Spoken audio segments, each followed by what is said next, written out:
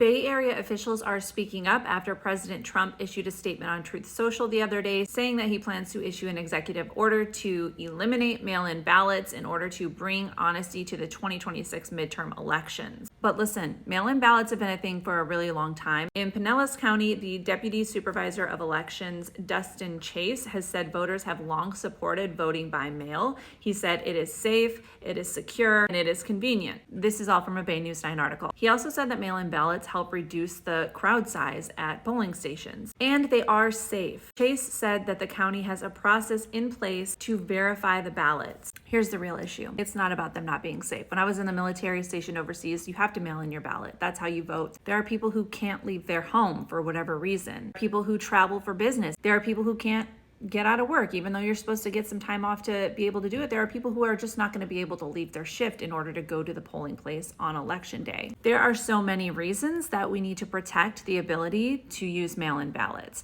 But the reason this is even coming up is political. It's because typically, Democrats are higher users of mail-in ballots than Republicans are. And here in Florida, Governor Ron DeSantis changed the state's election laws, particularly when it came to voting by mail. If you received a mail-in ballot for the 2024 election, you are not going to receive them for the 2026 election unless you request a new mail-in ballot. The point of this is to suppress Democratic votes. And last time I checked, we live in a democracy where everybody's vote should count and everybody should have the ability to vote. So yes, to safe and secure elections. Yes, to making sure that the ballot matches the signature on file. And yes, to offering mail-in ballots because there are so many reasons that people need to use them. I will provide a link in my bio where you can go online to the Supervisor of Elections office for Pasco County and request your mail-in ballot. Make sure you do that because even if you prefer to vote in person like I do, I always request my mail-in ballot because what if I get the flu? What if I have to go out of town for work?